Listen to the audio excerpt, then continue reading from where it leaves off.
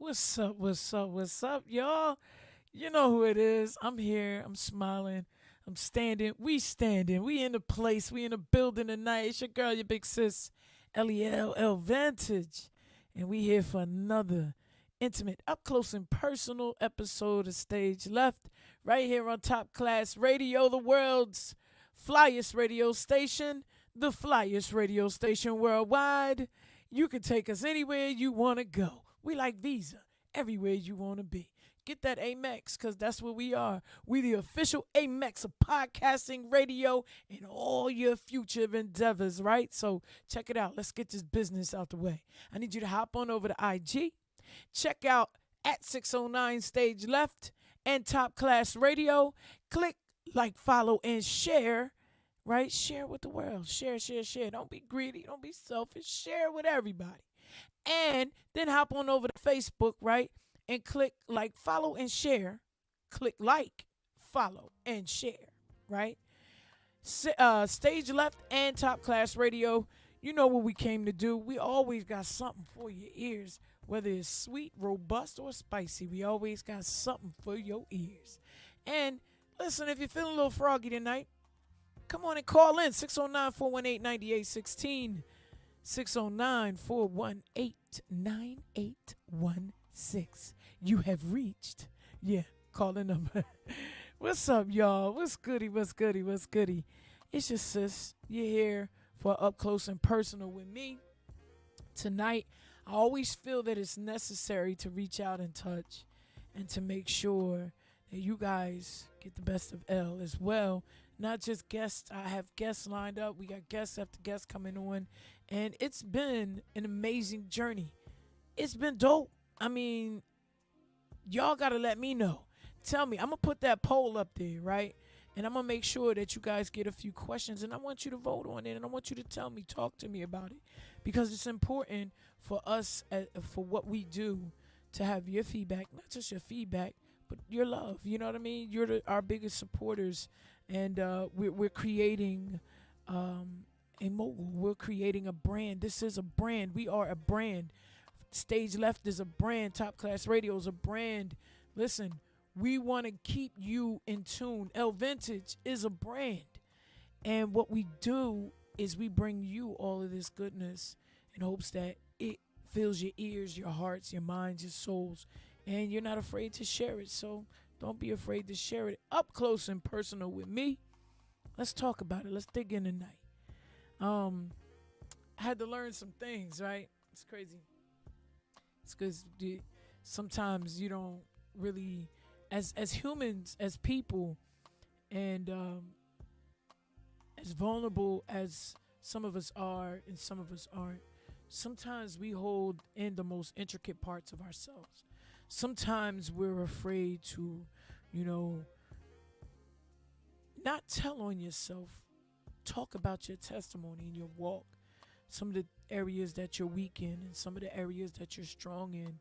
And I think it's imperative, it's important for us, especially generation to generation, to share these stories, to continue to push these stories, these testimonies. I was talking to a good friend of mine, and we were talking about how our grandparents and some of our families never really talk about the things that they have been through and their stories. I'm one that comes from a large family, and my family has a history.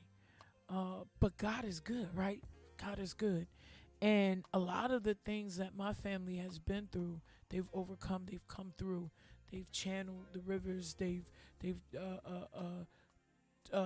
tarried long, they've come through, and they're still standing. A lot of my family is still standing, but some of my family has gone on home, and it's just this matter that keeps me in tune and very cognizant of the things that we have to do, the things that we can't be afraid of, because when this generation is gone, and I'm talking my generation, I'm talking about generations before me, when we pass on, who's going to be alive to tell the stories?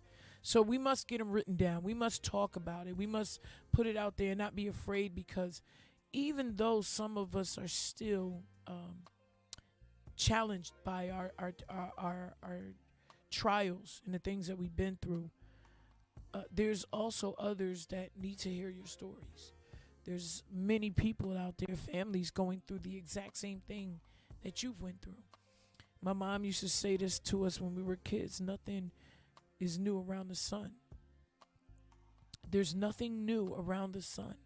Everything comes back around. Once, twice, you may see it 3 or 4 times in your lifetime, but it does come through and it does come back. And for me, knowing the type of family that I have, it's very nostalgic, but it reminds me of my grandmother. My grandmother was my keys. You know what I mean? It was like you unlock an attitude, you unlock something that's going on. My grandmother was that one to push those buttons and get it out. And as she got older, bless her resting soul, as she got older, some things she couldn't speak about because she couldn't remember. My grandmother had dementia and Alzheimer's, and it was challenging. And as we speak to each other, we have to speak about those caregiving moments, those moments where we shuttle through life and we may become the next caregiver, or someone may have to take care of you. I recall when I was in the hospital and I was battling an illness, and I literally was dying on the table, and my mother had to take care of me. And you know, it's amazing. Our mothers are something. They're the strongest people we know. They go through and they don't want to tell us. I love you, KK. Shout out to my mama. And all the mothers out there. And but I would always wonder who would hear my mother's cries and who was there to love on her when she was loving on everybody else. And many times it was just her and God. Many times it was just her and God. And my mom, she said I was in ICU for a while, over 3 weeks in ICU. And my mom said, she said, okay, I'm packing my stuff. I'm coming in. I'm staying with you. And I said, oh, Lord. And at the time, it's crazy because I was married at the time. And but my mother, there's nothing like a mother's love. My mother, she wasn't playing. She was serious. She wanted to know about the medications. Her and my aunt come in the hospital, Bogart. I got real life bodyguards. They're called KK and Jackie. But they came into the hospital and they bogarted. They wanted to know the intricacies of what was going on. What is that? What does that mean? And what does this mean? And through these processes, with my mother being my number one, my mother, and always being in my corner, my biggest support, and my grandmother being my one of my biggest supports, with them and my aunt, and just pouring in the women in my family, just pouring in. I never neglected to receive and to take in all that they were teaching me. And that brings me to my first point. We have to not, as parents, as family members, as liaisons, as leaders of the world's future, right, and guiding them, we have to not be afraid to give them these stories of old and these stories of realism and truth, because we're literally sitting before a generation that is in turmoil, a struggling generation, you know, and I see it every day. I see it where parents allow their children to talk to them any old kind of way. Coaches are no longer coaches. They're coaching the uncoachable. And teachers and superiors and leaders are falling back from saying, no, sir and young lady, that's not correct, and correcting this generation. I'm grateful for, as we called back in the day, the OGs. The OGs pull you to the side quick. What you doing out here? They talk to you. They love on you. Might give you a couple dollars. They gonna make you work for it. but they don't want to see you on the street. They don't want to see you dying. They didn't want to see us, our bloodshed in the streets. And although we've lost some of our generation, I'm talking my age, a lot of us are still here. And I'm grateful for that because, again, I say we had elders and OGs that would not allow us to fall into traps. And they would pull us to the side and say, listen, this is not where you should be. Do I need to call your moms? Do I need to tell her? Do I need to find out where you live? I know where you live. I know your uncles. I know your family. And it was those kind of things that kept me reminded that I didn't have to fall into the traps, into the cracks and the crevices of what the street life was about. And I've done some things. But if I'm being honest, those things did not keep me down. And my errors taught me more than they caught me. You feel me? My errors and my ways taught me to be stronger than what I was doing, and that there's another side. And I'm grateful for the people, like I said, who have been in my corner, because I may have never gone to college. I may have never seen half of the world. I may have never seen other states. I may have never gotten out of New Jersey to see what was on the other side. And I think that as a community and as a people, we have to be reminded that our children of this generation and beyond, in order for them to see growth, we have to put them in the alleyway. No, in the pathway of growth. We have to give them options, right? And not be afraid of giving them options. We have to give them open access to see different things. I told my son, this is crazy. I told my son, we moved him in his dorm in Charlotte, and I told him, I said, listen, friends that you have at home will always be your friends, if they're true friends. And they will always need to know that you're okay. But the one thing you need to know is that this level you can't take people with. You can't take people into your new journey. You have to journey, and you have to learn, and you have to take this level one step at a time and by yourself sometimes. And I said, will it get lonely? Sometimes it will. But that's what you got us here for. And I said, your friends are your friends. If they really love you, they'll be your friends when this journey and your next level begins. When this journey ends and your next level begins, they will be your friends. And I said, you don't have to think you're being unloyal because you're starting a new journey here and your friends are home. And so these conversations, we have to more or less speak on these conversations and allow our children to know it's okay to journey. It's okay to write your new chapter, because in that new chapter, your new level, your joys, the things that you would love to do will fill in. And I said, God, I told him, I said, God got you covered. You got to believe it, man. And so what am I saying? I'm saying that we have to begin to put our children in the pathway of success. We have to not take the low road. It's okay. He got a C. It's okay. He got an F. Expect greatness out of our children. I didn't say put your foot on their neck, and I didn't say push them to unbearable limits. I said help them to expect greatness and to receive it as well. We have to teach it. We have to put it in their hands sometimes. They can't see it for themselves. And I'm not saying hold their hands. I'm saying entrust in the fact that what you're putting into them is going to reciprocate, and it's going to grow, and it's going to blossom. I love my community, and I love my children, and I love all of their friends, and I love all of the kids in the community. They all know Miss L. I'm not lying. If they see me in Sam's right now, it's a dart. They are running after me. But what I'm saying is that love reciprocates.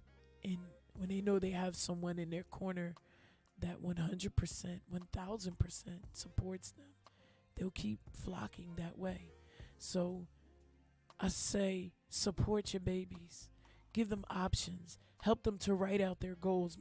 Our boys was sick of us because we was pushing them to do vision boards and getting them to dream dreams and write down their goals and see something different that might spark in their mind and push them towards it. You know what I mean? When you see our boys, listen, these young men have written their own goals and they're walking their own goals. You know what I mean? And it wasn't easy. Parenting, as my mama would say, is challenging, but it's a beautiful thing. And we love our babies and we want to continue to see their success grow. We're talking about black excellence. We're talking about excellence all around. We're talking about opening doors, entrepreneurs. We're talking about NAACP, political endeavors. We're talking education, higher education. We're talking normalize, okay? Normalize GPAs higher than a 2.0. Normalize education and intelligence because our children are highly intelligent and sometimes we miss it if we're trying to impose our dreams on them and put them in the path that we did not make it. I don't want their dreams. I always tell all the kids, Miss L, she don't want your dreams. I tell my boys, I don't want your dreams. Those are your dreams. I'm living mine. So what do you want to do with yours? You know what I mean? And I see a lot of parents who actually do that. From standing on the outside looking in, sometimes it's discouraging or disheartening because I believe the voice of our children is very strong. And it's something that has to be relayed, right? So watch this. We were in Boston for the NAACP 114th National Convention. And part of the convention is entitled ACT-SO. And it deals with STEM, acting, theatrical, poetry, writing, musical composing. There's a lot of categories inside of this one program for our children, right?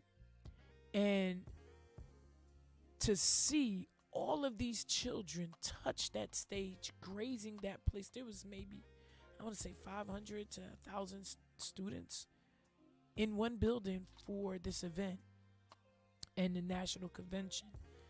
And what I saw there was magical. It wasn't like you're out on the street, you're out on the block and you see the kids just ripping and running. And those are the things we see, the neighborhood.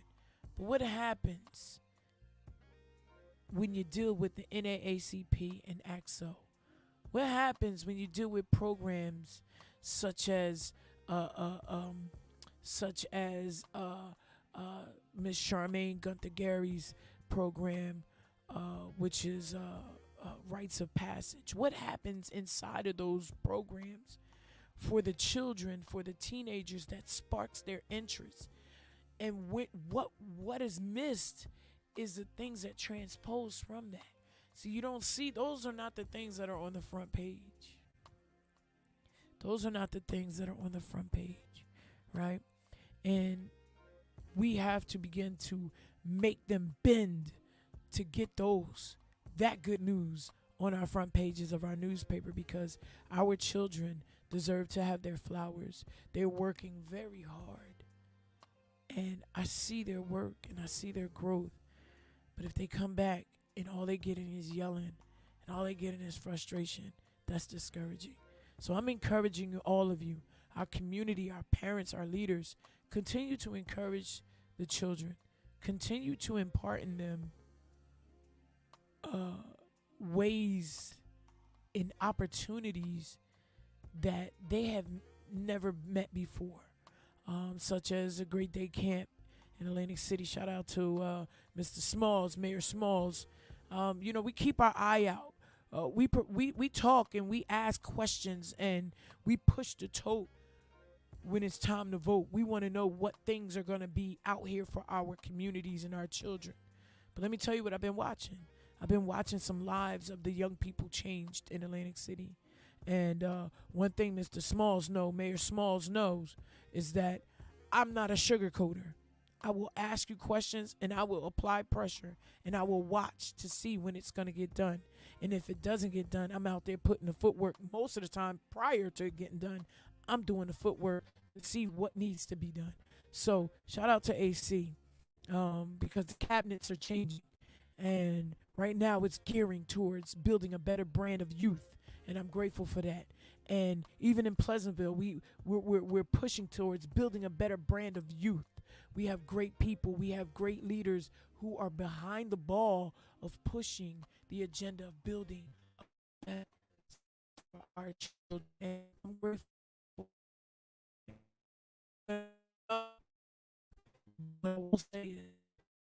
for all of us who come from great stock. We have to begin to put it into our children and continue to watch them flourish and not push them away. Let them speak. Their voices are necessary. Miss Carol Reynolds was my second grade teacher.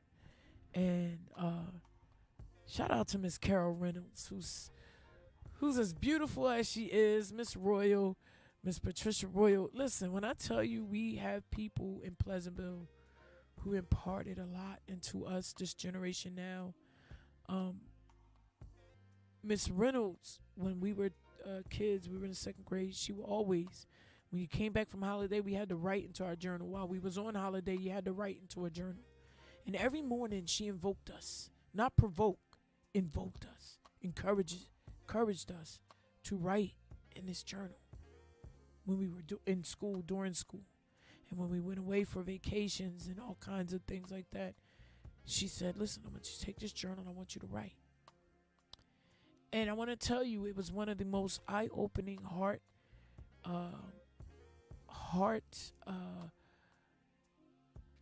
opening a heart. It was like having open heart surgery. You get a new heart, it pumps, it breathes new blood, it breathes new air, it takes on a new vernacular. And that's what writing has done for me. And so when I was in school, these are the people that imparted in me. And some of them are going home, but Miss Lakins, Miss Mildred Lakins, Miss Ethel Seymour, women, Miss Marionette Todd, who made sure that we stayed on the straight and narrow, but that also we had an ear to hear and that we were able to express. That's what's missing out of our generation today. We're not giving them opportunity to express. Open access, an open door policy. If you can go to work and have an open door policy, why can't we have an open door policy for our children? So what I want to say is be intentional. Be intentional about your open door policy in support for the children, for our teenagers and our young babies, because they need every bit of support now more than ever. And I can't express that any better. You know, we want to make sure that they get exactly what they need and then some. You know what I mean? It's not a bad thing, parents, to sit down for 20 minutes, have a conversation with your babies and allow them to speak freely. You know, it's rewarding. It's like you're learning while they're learning. And no, we're not friends with our children. We're parents. We're parents. But we are support, and we are their guidance and their strongest mobility. So open up, talk, have a conversation. Don't be afraid to talk about sexual abstinence and if your kids are active. Don't be afraid to go to them and talk, because 99.9% of the time they want to talk. You're not giving them an opportunity to. So this tonight was just up close and personal with your big sis, and I really just wanted to have a heart to heart with all of you and let you know that we're here for each other. I'm here for you, and I hope that you're still there for me. But to also let you know that we're here for the children. I'm here for all of your babies. If you don't feel like you can talk to them by yourself, call me. I'll come sit on the couch with you. I'll hold whoever's hand, and we'll talk. We'll open it up and we'll talk. I think it's important to have open communication and that line of love. I'm learning a lot right now. As an adult, I'm learning a lot. And it's definitely beautiful to have communication, to speak you love, to speak that love from your heart, and to whisper and put love into the air, because we all need it. What the world needs now is love, sweet love. It's the only thing. There's just too little love. What the world needs now is love, sweet love. It's the only thing that there's just too little of. And our children, your babies, our community needs all of that. So, like I said, it was just a quick get in and get out, because I know y'all got things to do. And LEL don't want to hold y'all up, but I love y'all. Shout out to all my loves out there. Happy belated birthday to my queen. Yeah, she's not 40, y'all. She's 39. But I have a lot of love in my heart. And I just want to continue to share it. So that's what we're going to do. Yeah, that's what we're going to do. I love y'all. And you already know, this your girl, it's your big sis. It's LEL. And I promise not to cry no more. And you told Harpo, no you didn't. I love y'all. And we out. Peace.